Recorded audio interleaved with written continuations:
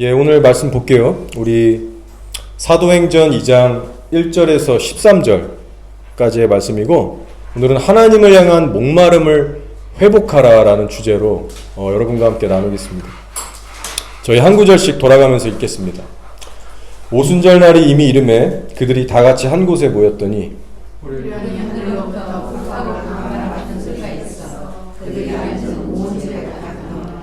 마치 불의 혀처럼 갈라지는 것들이 그들에게 보여 각 사람 위에 하나씩 임하여 있더니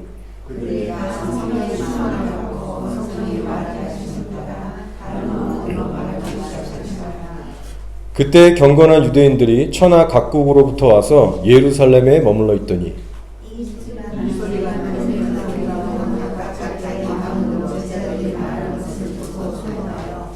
다 놀라 신기하게 여겨 이르되 보라 이 말하는 사람들이 다 갈릴리 사람이 아니냐.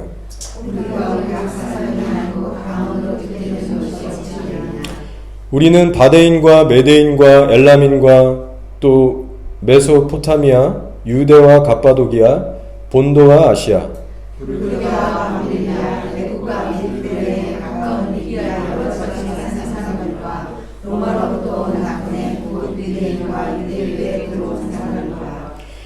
그레데인과 아라비아인들이라 우리가 다 우리의 각 언어로 하나님의 큰 일을 말함을 듣는도다 하고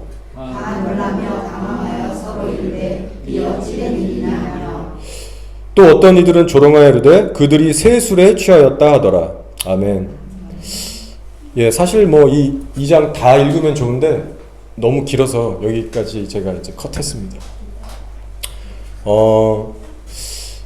코로나 때문에 저희가 약 두 달 동안 모이지 못하다가 드디어 오늘 처음 만나게 됐어요.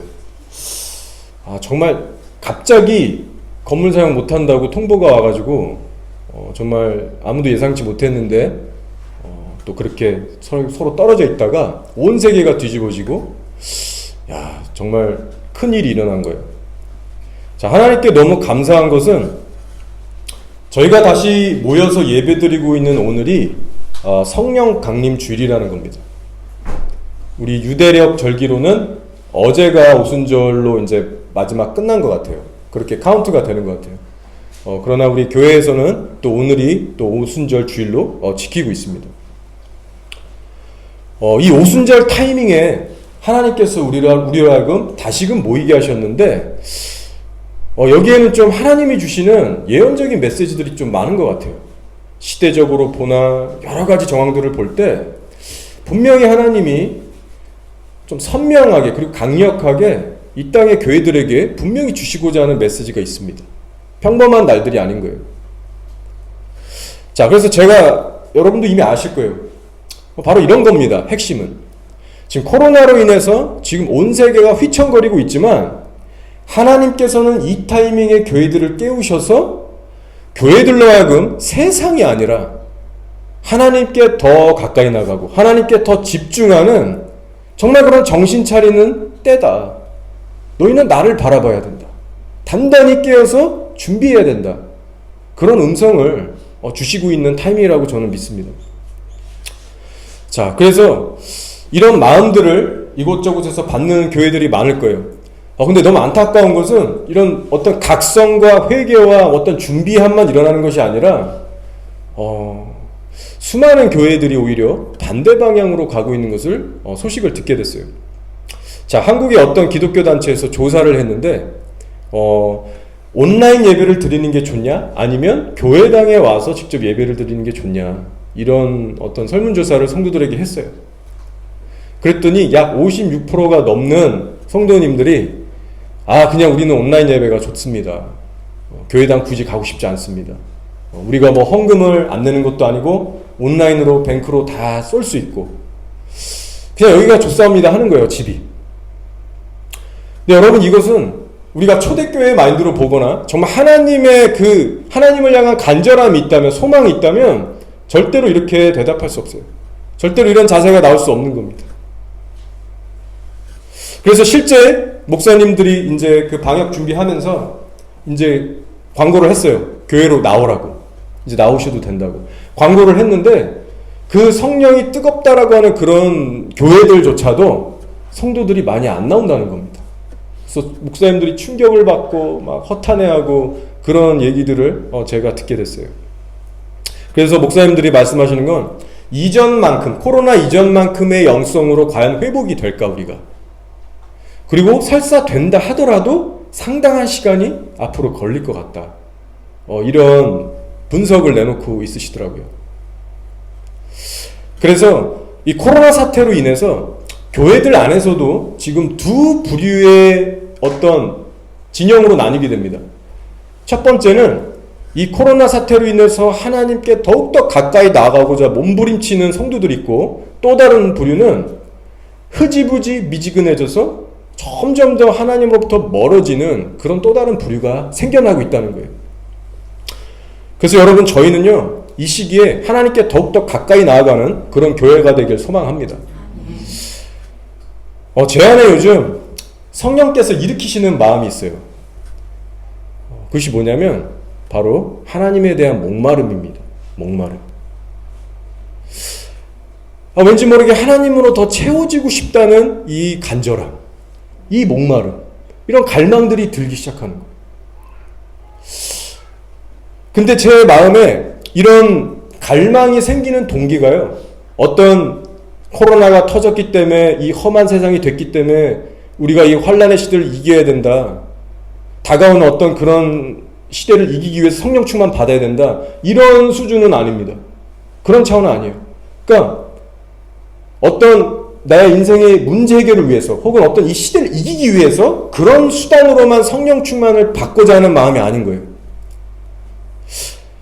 제 안에 성령께서 주시는 마음은 시대와 또 내가 처한 환경에 상관없이 문자 그대로 하나님을 더 목말라는 마음인 것 같아요. 그리고 하나님이 이것을 되게 굉장히 기뻐하신다는 마음을 갖습니다. 왜냐하면 이것은 사실 우리의 신앙의 본질이 되어야 되는 부분이에요.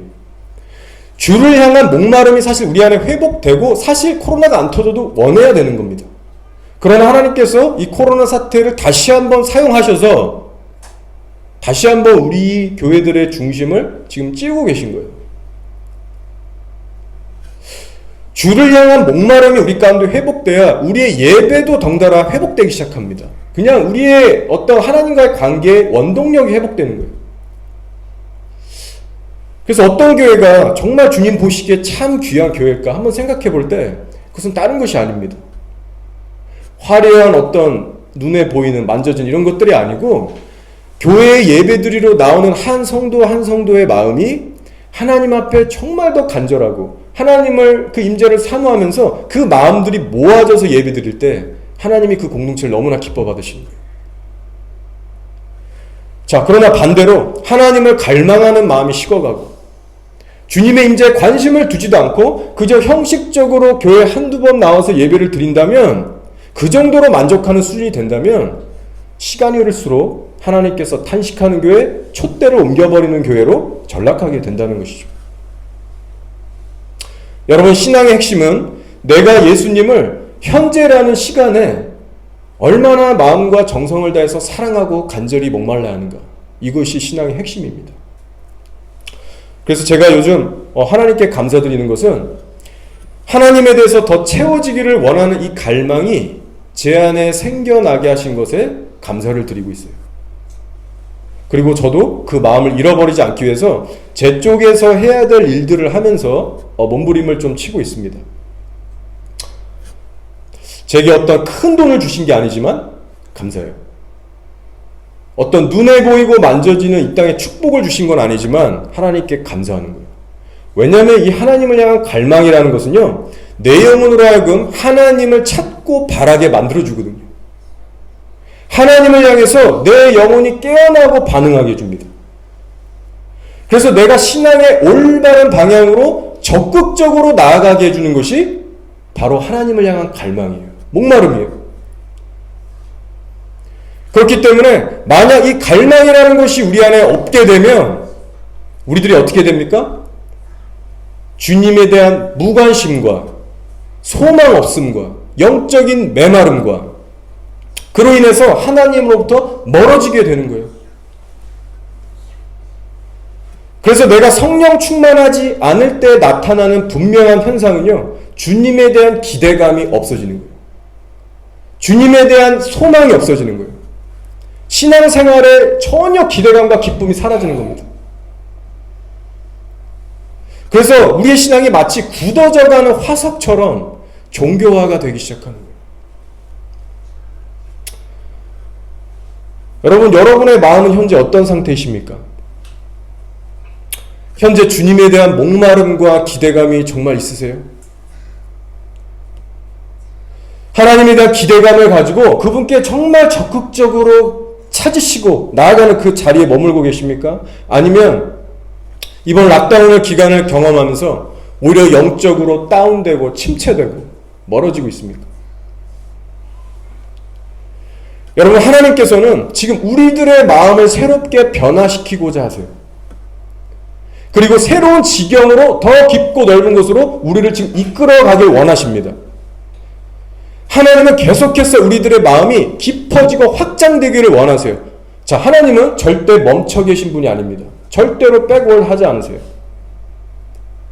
자, 그래서 계속 전진하시는 하나님을 우리가 섬기고 있는데, 그렇다면 우리 쪽에서도 우리의 마음을 점검하면서 하나님께 은혜를 구해야 하는데, 어떤 은혜를 구해야 하냐?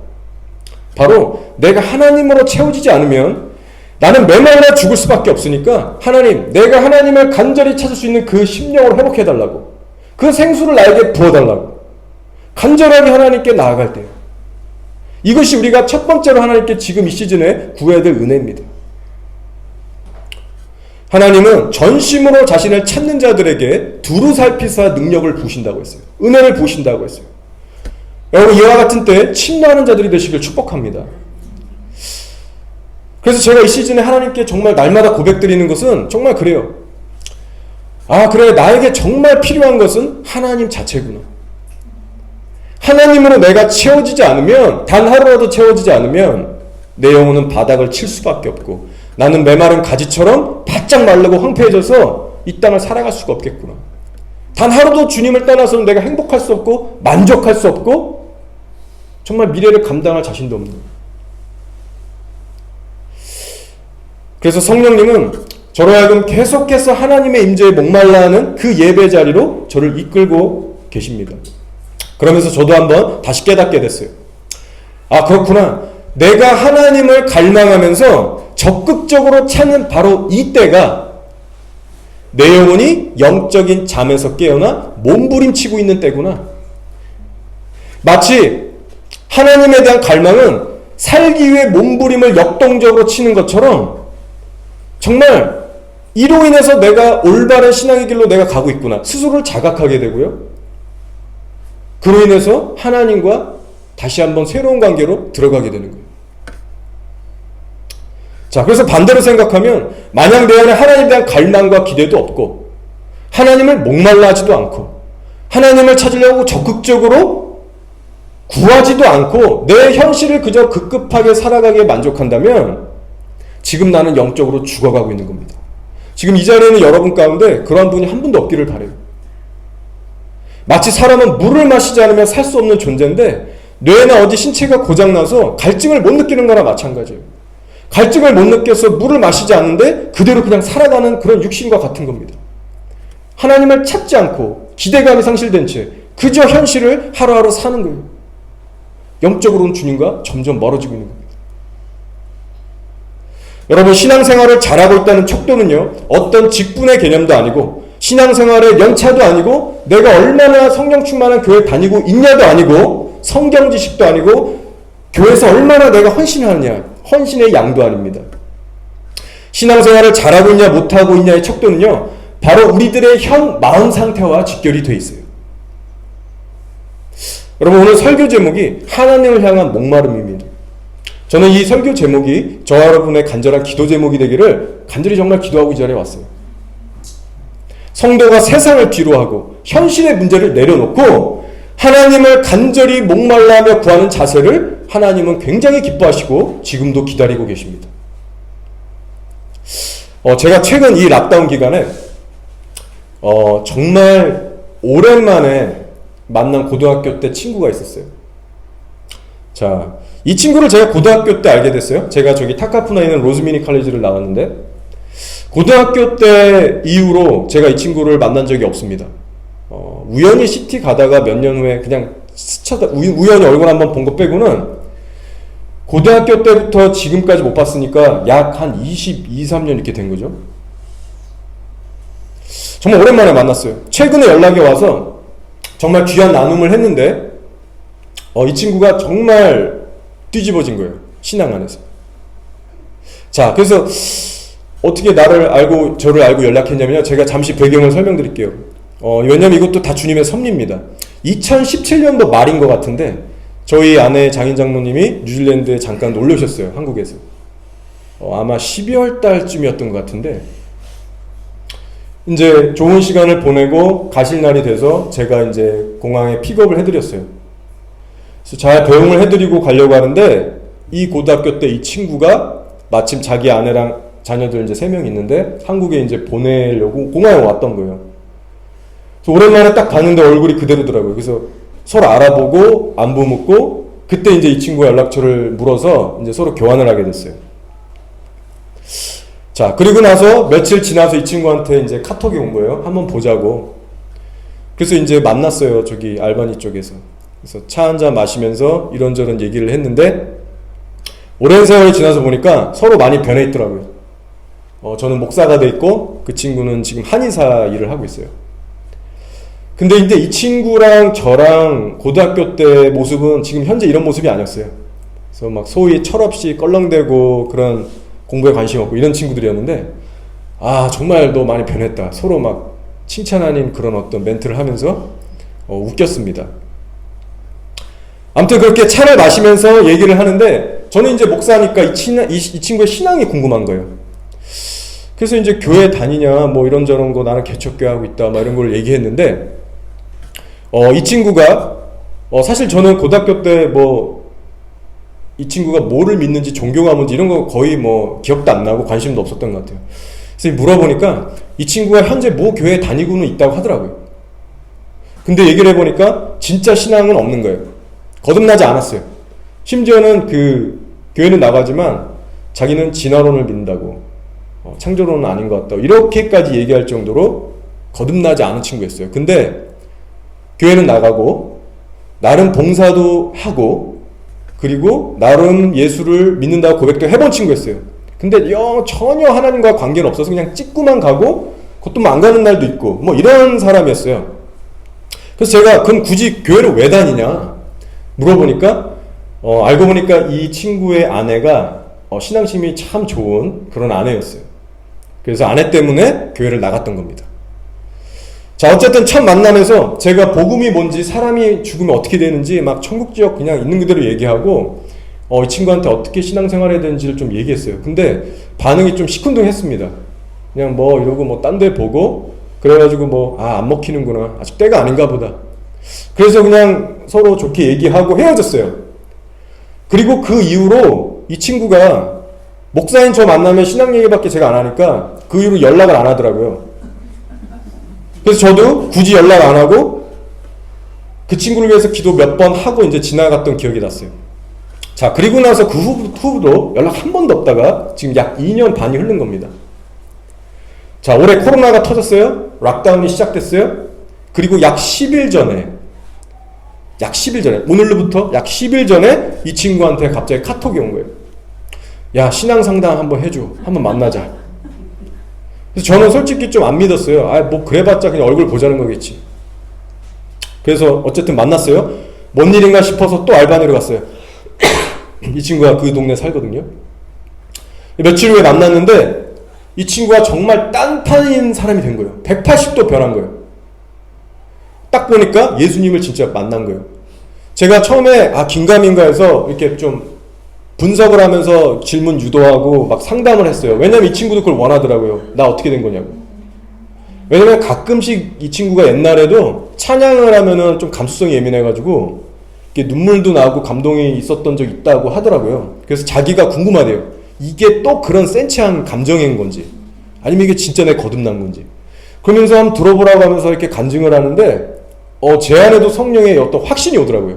은혜가 되고 기쁨이 오고 이 친구한테 막 이것저것들을 얘기해 주는데 이 친구가 눈이 반짝반짝 빛나면서 이걸 흡수하는 거예요.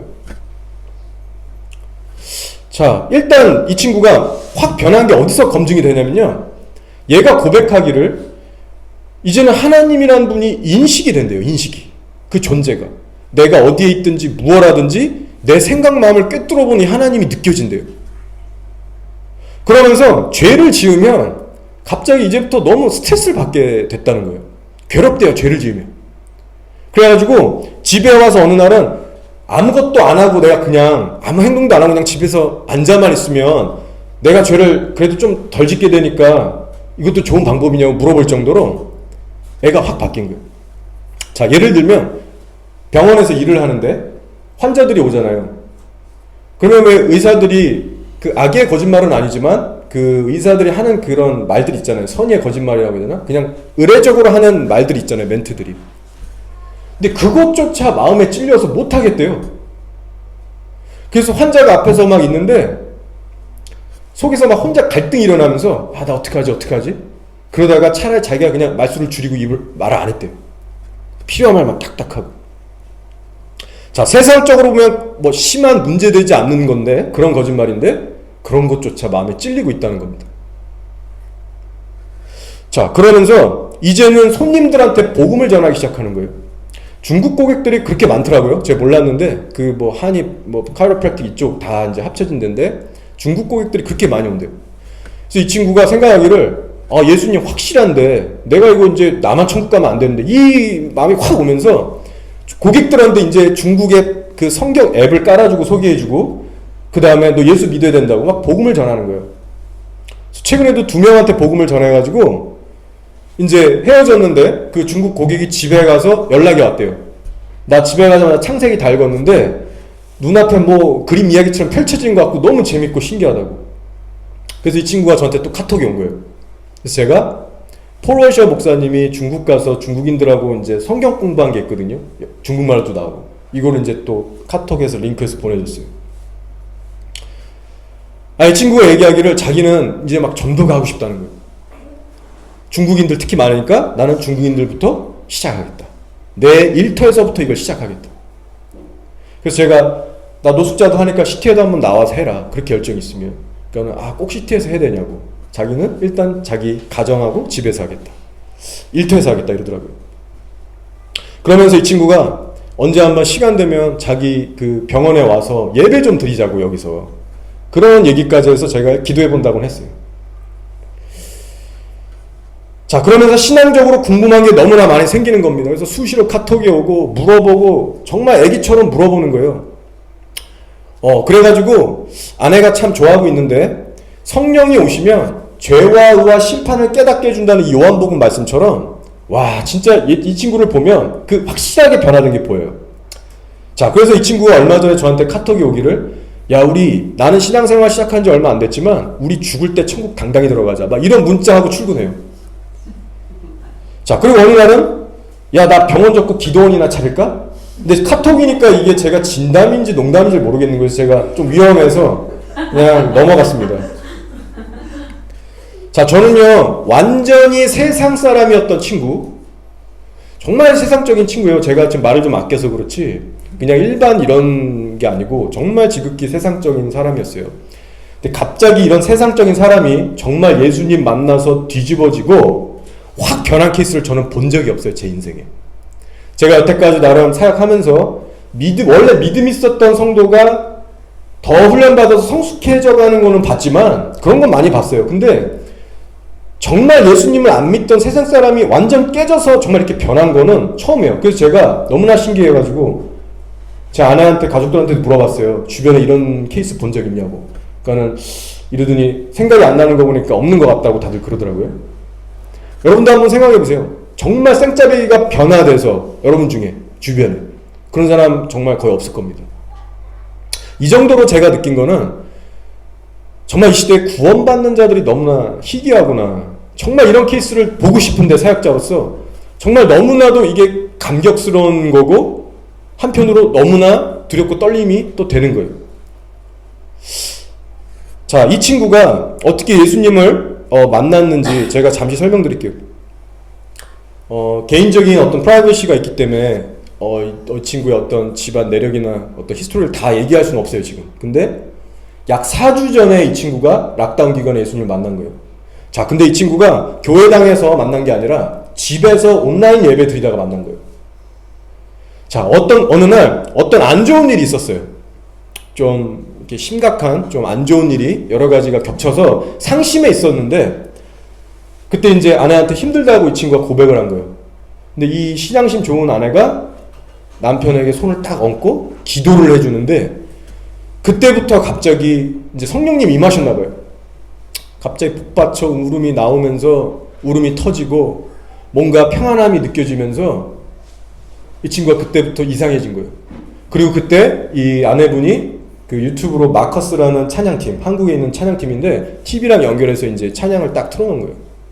그래서 이 친구가 그 순간부터 4시간, 이 친구가 말하는 거예요. 4시간 동안 울면서 찬양했는데, 그 자리에서.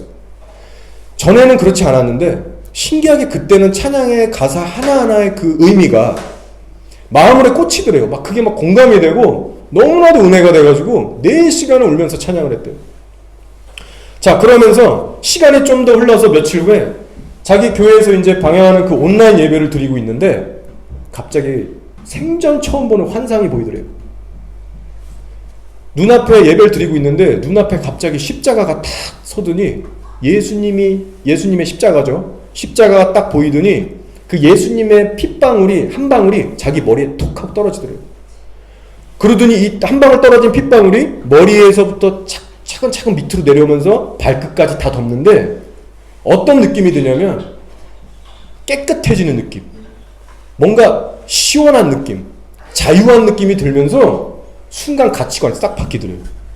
이 친구가 그걸 얘기하는 거예요. 그러면서 그 순간부터 자기가 너무 이 세상이 달라 보이고 이제는 진화론이 아니라 창조론이 믿겨지고 예수님 모르는 사람이 불쌍하게 보여지고 시티를 나갔는데도 음산하고 사람들을 이렇게 딱 얼굴을 보면 이 사람들 진짜 하나님 모르는 자들이구나, 이 막 인식이 느껴지고 죄가 깨달아지고, 그리고 현실에 어려운 문제들이 여전히 있지만 더 이상은 두렵지가 않대요. 하나님이라는 이 든든한 백이 너무나도 느껴져서 너무나도 이해할 수 없는 평강이 자기를 감싼대요. 그러면서 실제 습관이 확 바뀐 겁니다. 예전에는 일주일에 3번씩 골프 치고 술 친구 만나서 그 분위기 좋아하고 세상 친구 좋아했는데 이제는 싹 싫어진 거예요. 스포츠카 좋아하고 막 이런 친구예요. 돈도 많고. 근데 나 저거 다 팔아버릴까? 이렇게 말을 할 정도로 이제는 마인드가 바뀌어서 일 끝나면 집에 와서 애들하고 가정 예배 드리고 기도하고 이게 너무나 즐거워진 거예요. 그래서 회사에서 무슨 있었으면 와서 회개하고 이거 어떻게 해야 되냐고 물어봐요. 그리고 어떤 날은 내가 어제는 새벽 5시에 눈이 떠져가지고 혼자서 마루에서 찬양 틀고 기도하는데 눈물이 터져가지고 내가 너무나 행복했다. 근데 오늘은 내가 아침에 기도했는데 눈물이 안 나. 이거 왜 그런 거야? 괜찮은 거야? 막 이렇게 물어봐요. 그러니까 얘는 찬양하면 맨날 눈물 흘려야 이게 정상인 줄 알고 제가 눈물 안 흘려도 되고 답답하고 어려울 때도 있다. 그러니까 그렇구나. 이 정도인 거예요. 어떤 날은 새벽 3시에 깨우시는 거예요, 하나님이. 눈이 떠지는데 이 친구가 원래 이렇게 일어난 친구 아니고 잠이 많았대요. 근데 새벽 3시, 새벽 5시 새벽 기도하고 아내가 오히려 힘들어하면서 같이 해주는 상황이에요. 그래서 또 만나서 하나님 얘기하자 이런 대화 속에 항상 하나님 얘기하자라는 그 열정이 지금 막 끌어오르고 있습니다. 그러면서 이 친구가 교회를 다니는데 이전까지는 성령님이 안에 들어오지 않아서 영안이 열리지 않았기 때문에 자기가 다녔던 교회의 어떤 부분들이 잘못됐는지를 몰랐는데 이제는 얘가 정신 차리고 딱 교회에 이제 사람들을 만난 거예요. 다 자세히 말씀드릴 수는 없지만. 근데 이게 잘못됐고 저게 잘못된 게 막 보이기 시작하는 거예요. 성도라면 이렇게 하면 안 되는 거 아닌가? 막 이런 것들. 그래서 참 신기한 거는 성경 지식이 그렇게 많이 없거든요. 지금 계속 배우고 있는데 성령님이 이 안에 들어가시니까 선악의 분별을 하기 시작하더라고요, 이 친구가. 그래서 얘기해주면 맞고 그거는 이렇고. 그래서 제가 여기서 이 친구를 만나면서 하나님의 은혜가 막 저한테도 느껴지고 저도 흐뭇하고 기분이 되게 좋았어요. 일단 고등학교 친구가 이렇게 돼가지고 오랜만에 연락이 오니까 정말 감회가 새롭더라고요. 그러면서 사실 이 친구가 딱 보면 갑자기 확 변한 것 같지만 사실은 1등 공신은 이 친구의 아내입니다. 이 아내 얘기가 잠깐 제 아내 얘기를 해드릴게요. 이 친구가 우리가 볼 때 확 변했지만 사실 확 변한 것 같지만 뒤에서 정말 눈물로 기도를 이 시각까지 했던 그 아내, 그리고 그 아내의 어머니죠. 어머니가 계세요. 지금 이 부부가 결혼한 지 약 한 14년이 됐거든요. 지금 슬하에 3명의 자녀가 있고. 근데 이 아내분의 엄마가 한국에서 개척교회까지 했던 목사님이세요. 여자 목사님. 지금은 이제 내려놓으셨는데, 그러니까 결혼하기 전부터 적어도 그것도 합치면 얼마가 될지 모르겠지만 적어도 14년을 정말 치열한 대가지불하고 영적 전쟁하면서 기도를 했대요. 울먹이면서 얘기를 하시려고 하더라고요, 저한테. 특히 이 친구네 가정은 예수님 안 믿고 교회 가는 거 싫어하고 맞고 뭐라 하는 집안이었고 심지어 제사까지 집에서 드렸어요. 그러니까 그런 것들을 다 쳐내고 대가지불하고 소갈이 하면서 거의 14년을 매일 눈물로 기도한 거예요. 그러다가 어느 순간부터 이 친구가 교회라도 나와주기 시작한 거예요. 그래서 아내 때문에 나왔는데 여전히 예수님 못 만나고 여전히 세상적으로 산 거예요. 그래서 지금 이 시점에 락다운 기간에 와서 이 아내분이 너무나 허탈하고 지치고 낙심이 돼서 하나님한테 그랬대요. 여기까지인가 봅니다, 주님. 주님 응답도 안 하시는 것 같고 나도 너무나 힘들고 지쳐서 그래 그냥 교회에 나오는 요 정도까지 내가 만족해야 되나 보다. 그래서 그냥 이렇게 기도를 쉬고 싶고 포기하고 싶은 그 타이밍이었는데 갑자기 하나님께서 역사하셔서 이 친구가 뒤집어졌던 거예요. 그래서 제가 이 간증을 들으면서 시편 126편이 저 혼자 그냥 떠올랐습니다. 자, 5, 6절인데 제가 읽어드릴게요. 눈물을 흘리며 씨를 뿌리는 자는 기쁨으로 거두리로다. 울며 씨를 뿌리러 나가는 자는 반드시 기쁨으로 그 곡신단을 가지고 돌아오리로다. 라는 말씀이에요. 정말 감동적이더라고요. 그래서 너무 기쁘시겠어요, 지금. 그렇게 얘기했을 때 별 웃지는 않으시고 속으로는 좋으셨겠죠. 근데 이제 또 다른 시작이죠. 딱 이렇게 하더라고요. 맞는 얘기죠. 얼마나 또 앞에 험한 장애물들이 있겠습니까? 아무튼 제가 하나님께서 저를 이 친구를 만나게 요즘 하시면서 저의 굳어진 마음도 새롭게 지금 만져주고 계세요. 한 영혼이 하나님께 돌아올 때 얼마나 그 감격과 기쁨이 큰가. 그 감격을 저에게도 나누고 계십니다. 동시에 또 제게 도전이 되는 것은 이 친구가 예수님을 만나서 그렇게 뜨겁고 순수하게 차는 이 열정이 저에게도 도전이 되는 거예요. 나도 옛날에 저랬는데, 나도 저렇게 해야 되는데, 나도 저렇게 영혼을 품고 전도해야 되는데, 사역자지만 귀감이 되고 도전이 되는 거예요. 여러분, 오늘 우리가 오순절 주일을 맞이하고 있는데 이 2020년 오순절을 지나는 이때 우리는 본질로 돌아가기를 원합니다. 우리는 사실상 이미 예수를 믿어서 성령 이미 받은 자들이에요. 성령이 우리 안에 다시 들어오실 필요가 없습니다. 그러나 새로운 차원의 성령 충만은 우리에게 항상 필요해요. 오늘 우리가 읽은 말씀에 대해서는 여러분도 잘 아시는 말씀이에요. 그래서 잠깐 나누고 마치겠습니다. 자, 사도행전 2장은 초대교회 때 정말 그 사도들이 열심히 기도했을 때 성령이 강림해서 방언도 터지고 그리고 복음이 전파돼서 막 수천 명씩 돌아온 사건이에요. 자, 그런데요, 오늘 제가 여러분과 나누고자 하는 초점은 성령이 임했더니 방언이 터졌다. 성령이 임했더니 수천 명씩 회개하고 돌아왔다. 이런 어떤 외적인 열매, 현상을 나누고자 함이 아닙니다. 제가 마치고자 하는 초점은 오히려 제자들 안에 일어났던 내적인 현상이에요. 자, 어떤 변화였습니까? 바로 예수님을 향한 열정과 확신과 사랑과 기쁨이 제자들의 마음 안에서 확 증가가 된 겁니다. 자, 물론 성령 받기 전에도 예수님 사랑했어요. 믿었어요. 성경 말씀도 있었어요. 그러나 성령이 충만하게 임하시자 이 모든 것들이 전과 비교할 수 없을 정도로 증폭된 겁니다. 그러면서 세상에 대한 두려움은 다 사라지고 오히려 복음에 대한 기쁨과 열정과 소망이 생기기 시작했어요. 자, 여러분, 즉 이 내면의 변화가 일어난 후에 비로소 사역이 시작되고 부흥도 온 겁니다. 이 시간차가 너무나 동시에 일어난 것 같지만 이것이 맞는 순서예요. 그리고 저는 오늘 이것을 여러분과 나누길 원하는 겁니다.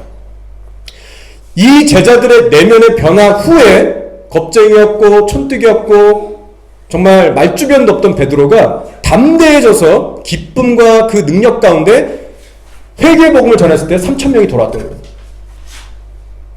여러분, 그래서 성령 충만의 본질은요, 하나님이란 분에게 내 마음부터 확 사로잡히게 되는 그 상태를 말해요. 하나님을 향한 나의 사랑이 충만해지고 진리가 막 깊어지기 시작하고 믿음이 충만해지는 상태예요. 그래서 이것은 결국 예수님과 나의 1대1 관계, 즉 내면의 중심을 둔 관계적인 그 하나님과의 나의 1대1 관계가 회복되는데 초점이 있습니다. 그래서 만약 이 관계적인 측면에서, 즉 내적인 충만이 이루어지지 않고 어떤 외적인 충만한 기름 부음만 임해서 어떤 능력과 은사만 나간다면 이것은 성령 충만함의 완전함이 아니라는 겁니다. 그래서 저와 여러분이 이 오순절 주일을 지나면서 하나님께 집중해서 구할 것은 먼저 내적 성령 충만이에요. 우리가 하나님께 구할 첫 번째 우선순위는 우리가 개척교회라고 해서 어떤 부흥이나 사역이 아니라 우리 한 명 한 명 자신, 저부터 내적으로 성령 충만해서 하나님과 가깝게 연합되는 일입니다. 주님, 이 교회에 사람들이 몰려와서 뒤집어지는 부흥을 주십시오. 이거 정말 필요하고 중요한 기도예요. 그러나 우선순위는 저희가 성령 충만을 받아서 우리의 내면이 변화되면 주님이 부으시는 부흥과 사역의 열매도 뒤따라오게 되는 원리입니다. 오늘날 주위를 둘러보면 내적으로는 성령 충만하지 않지만 외적으로만 자꾸 방언하고 뭐 본다 하고 환상 본다 하고 예언하고 축사 치는 사람 많아요. 온전한 성령 충만 없이 영안만 열린 상태입니다. 은사가 작동하는 상태인 거예요. 예수님을 별로 사랑하지 않아도, 복음에 충만하지 않아도, 순수하지 못해도, 또 지체들 간의 불화와 다툼, 시기 질투를 일으켜도 은사는 막 작동되는 사람들이 있어요. 영적으로 예민한 사람들이 있어요. 이런 상태는 성령 충만한 자가 아닙니다. 그리고 여러분 알다시피 존 몰린디 목사님의 간증처럼 자신은 예수님과의 관계에서 멀어져서 변질되어 있는 상태인데 하나님은 여전히 그 사역의 대상, 그 영혼들을 불쌍히 여기셔서 성령 충만하진 않지만 이 존 몰린디 목사님을 통해서 그 영혼들을 구원하셨거든요. 그냥 통로만 삼으신 거예요. 복음 전해서 돌아오도록. 왜? 그 영혼들을 사랑하시니까. 여러분, 내가 복음의 통로가 되고 있다고 해서 내 앞에 어떤 열매들이 실제로 나타난다고 해서 그 기준으로 내가 성령 충만하다라고 얘기할 수 없습니다. 진짜 오순절의 성령 강림을 통과하지 못한 사람이에요. 여러분, 성령님, 이 오순절의 불의와 같이 임했던 성령님은요, 우리의 내면의 죄와 하나님과 막혔던 담을 허시는 이 작업을 가장 먼저 하시는 분입니다. 그래서 오늘 우리가 주목해야 할 부분은 먼저 내적인 것이 되어야 하는 거예요. 하나님을 진실로 사랑하게 되면서 하나님에 대한 진리로 다시 한번 새롭게 가득 차게 되는, 그래서 그 기쁨이 넘쳐나는 이 내적인 변화가 우선이에요. 자, 이제 말씀을 마치면 좋겠습니다. 여러분, 이 코로나 락다운 기간에 여러모로 여러분이 육신적으로도 지치시고 현실적으로도 고단하시고 어려우셨겠지만, 그리고 앞으로도 만만치 않은 현실이 다가오고 있지만, 그래도 저는 여러분에게 감히 도전해요. 여러분, 날마다 여러분의 마음을 하나님께 집중하시면서 그분을 더욱더 갈망하시기 바랍니다. 그리고 실제로 성령의 불이 떨어지기를 기대하세요. 여러분, 기대감을 취하시고 선포하세요. 그리고 그런 기대감 가운데 여러분 개인의 예배, 가정의 예배 자리를 계속해서 쌓아나가시기 바랍니다. 날마다 여러분 영적인, 육적인 게으름, 무관심, 나태함, 타협 이런 것들을 쌓으셔서 전투적인 신앙생활로 지금 들어가셔야 돼요. 지금 그때예요. 코로나로 인해서 이것을 깨우시는 거예요. 제가 일일이 다 설명할 수가 없는데 지금 얼마나 이 악인들이 득세하고 있는지, 얼마나 대놓고 수면에서 자기의 정체들을 드러내고 있는지, 제가 여기서 어둠을 풀면 여러분이 너무 이렇게 타격을 받을까봐 잘 못하겠는데, 저한테는 주님이 이런 것도 계속 지금 눈여겨보게 하시거든요. 그 수위가 정말 장난이 아닙니다. 코로나 전 이후 비교했을 때. 여러분, 가족들 안에 한 명 한 명 정말 주님 안에 목마름이 있는지 없는지 이것을 계속해서 날마다 주시하시고 말씀으로 서로 나누시고 화합하시면서 모이기를 힘쓰셔야 돼요. 가정에서부터. 분명한 것은 여러분, 하나님에 대한 목마름이 없으면 우리 죽습니다. 개인의 삶과 가정 안에 하나님의 생수가 흐르는 것이 막혀 나갈 때 반드시 그곳은 황폐하게 돼요. 죄에 대해 쉽게 무너지게 되고 우리의 마음과 생각을 쉽게 세상에 내어주게 됩니다. 빼앗기게 돼요. 정복당하게 돼요. 내가 하나님의 영으로 내 삶과 우리 가정, 우리 모든 털을 채우지 않으면 그 반대 현상이 일어나요. 얼마나 치열한지 모릅니다. 저도 날마다 가정예배, 부부 연합해서 하려고 하는데 매일매일 전투가 달라요. 어떤 날은 분노를 이겨야 되고 어떤 날은 영적인 피곤함을 이겨야 되고 어떤 날은 나의 어떤 그런 용서하는 마음, 그리고 예배 도중에도 그런 싸움이 있어요. 치고 들어와요. 생각과 마음 안에. 그러나 어김없는 하나님의 은혜는 그것들을 뚫고 하나님을 간절히 찾았을 때 그날 또 주시는 은혜가 새롭더라고요. 어떤 날은 아내가 목 뒤에서 머리가 지끈지끈 너무 아팠는데 예배 가운데 그냥 치유가 일어나는 거예요. 눌렸던 것들이 떠나가고 영적 침체가 회복되고, 언제 그랬냐는 듯이 부정적인 생각과 마인드가 있었는데 그것이 사라지는 거예요. 그러나 여러분, 하나님이 계속해서 저희 부부에게도 주시는 마음은 이 정도로 만족하지 마라. 어떤 뭐가 풀리고 치유되고 이런 걸로 만족하는 게 아니라 하나님의 임재를 더 목말라 하는 마음이 계속해서 일어나는 거예요. 하나님 자체를 원합니다. 하나님을 더 원합니다. 우리 예배가 더 깊게 뚫어지게 인도하여 주십시오.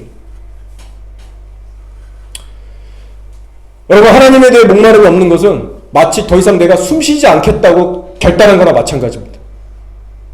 이제부터 여러분, 하나님을 향해서 절박하게 호흡하시기 바랍니다. 자, 에베소서 5장 15, 18절 제가 읽어드릴게요. 그런즉 너희가 어떻게 행할지를 자세히 주의하여 지혜 없는 자같이 하지 말고 오직 지혜 있는 자같이 하여 세월을 아끼라. 때가 악하니라. 그러므로 어리석은 자가 되지 말고 오직 주의 뜻이 무엇인가 이해하라. 술 취하지 말라. 이는 방탕한 것이니 오직 성령으로 충만함을 받으라. 아멘. 오늘 이 시간부터 성령 충만함의 새로운 단계로 들어가시는 그 놀라운 축복이 저 여러분의 삶에 펼쳐지기를 축복하고 선포합니다. 여러분, 새롭게 주님을 갈망하시고 앞으로 주님이 행하실 일에 대해서 기대감을 가지시기 바랍니다. 믿음으로 선포하시고 취하시고 싸움하시기를 바랄게요. 하나님을 갈망하며 기대하는 영혼에게는요, 주의 새롭게 하심과 채우심과 부흥의 역사가 있을 것입니다.